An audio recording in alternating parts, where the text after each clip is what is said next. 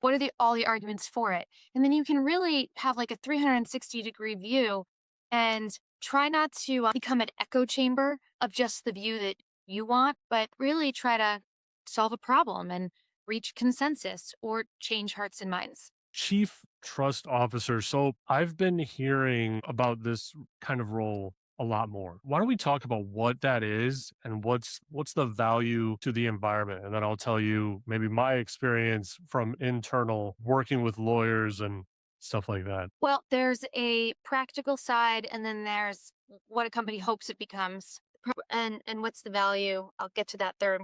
Practical side is if you have a head lawyer, a chief lawyer, who's doing more than just the legal job, it's very hard to have them show up with general counsel or lawyer or chief legal because then it doesn't really make a lot of sense. It doesn't really describe why they're showing up in a cybersecurity perspective or in a corporate development or in a business development. If I were, if somebody were to say to you, Joe, hey, I got the general counsel of yada yada company on the line, that probably communicates something to you that doesn't feel safe or Yeah. collaborative. And so as the company wanted my portfolio to expand into adjacent areas to legal, we needed to find a way to describe it that frankly didn't scare the shit out of people, right?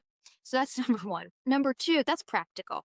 But the hopeful part of it is the one unifying concept is that everything, every goal, every project or initiative that is advanced under the chief trust officer or under the trust function, is what we call it, has to be in service of strengthening trust with customers, with partners, with employees, with stakeholders.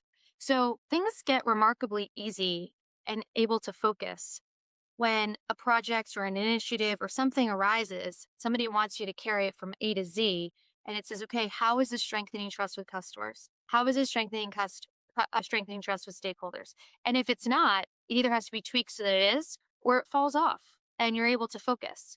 And the value that that brings now is there are a lot of times when, you know, there are balls in the air that are just not caught because there isn't somebody who is just thinking about how do I make sure I'm building trust in this way? I've got bad news to deliver. How do we do this? And what's the best way to do this to build trust or at least not break it? I want to develop a partnership with one of the top, companies investing in AI. Okay. Why? How is that good for customers? How is that good for stakeholders? Or did you just want to take part in the hype?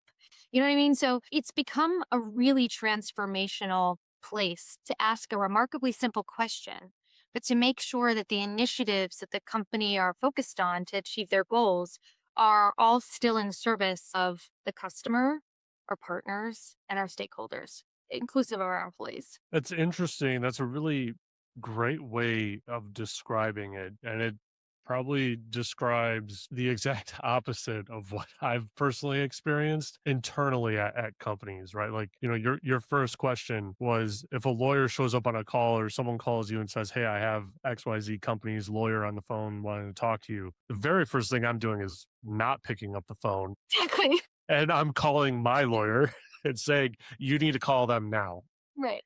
Right. you know, because the one thing that was drilled into me is to never talk to a lawyer without a lawyer present. Absolutely. But that's only one type of lawyer. The litigators. Most general counsels of tech companies aren't former litigators. They're corporate attorneys. They're deal makers. They're enablers. And so, I mean, it's doing everybody a disservice. Yeah, that's interesting. I never thought about it. Like it's the same profession, the same title, same license, right? But you're fulfilling different roles. And one is to like potentially put you away, and then the other one is to facilitate your success. Right. Right. I mean, you could say the same thing in the medical field, right? Like if all of a sudden you go in for some tests and you get a call from an oncologist or you get a call from, a holistic medicine doctor, those two things are going to communicate different things to both doctors. Yeah. Yeah. That's a fascinating point. Talk to me about your thought process around enhancing internal security processes, procedures, technology, and managing, that trust component of it. Right. So, and I'll give you a very specific example.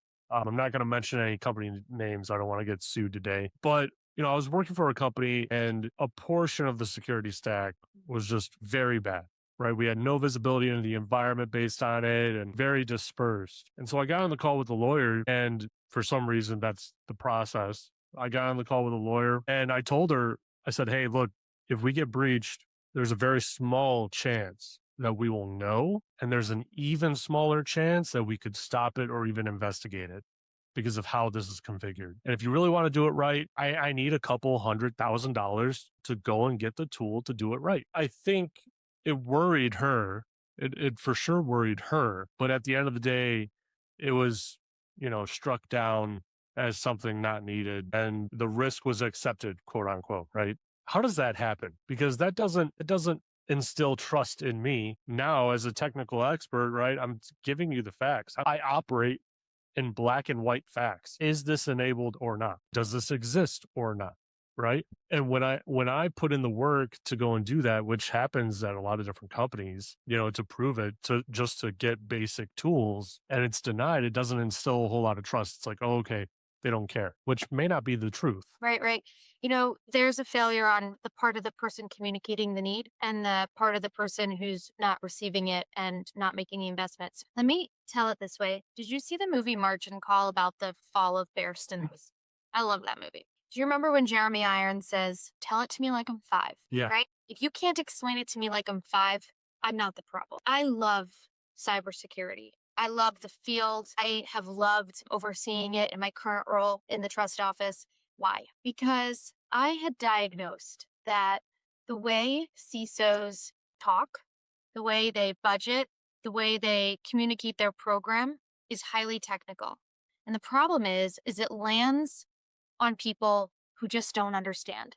And so you end up having two ships passing in the night. You've got the highly technical people who know exactly what has to happen. They don't communicate in a way that people are emotionally connected or understand or appreciate. And so they just don't get the investment and then you just got this going on. And what happened, and the reason why lawyers finally started to get involved is boards of directors were being found liable for not properly providing supervision and oversight to a cybersecurity program, which means what?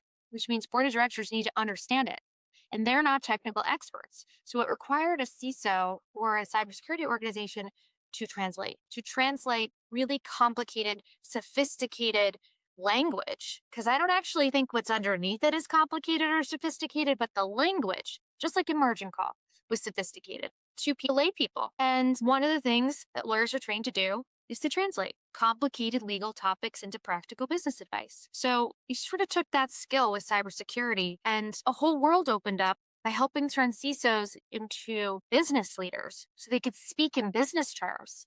And then you have to return to your teams and you have to speak in technical terms. But so helping that translation happen between different stakeholders. Number two, simplify. A cybersecurity program is complicated, but practically it's about, for the most part, protecting against threats that we all cause ourselves as insiders, or by not, kind of deploying good enough hygiene, not rotating credentials, passwords that aren't strong enough, clicking on phishing links because you're not trained to recognize that somebody who is trying to get you to call UPS because you have some kind of outstanding bill is like a scam. I know that's a scam immediately. Some people don't. Some people just want to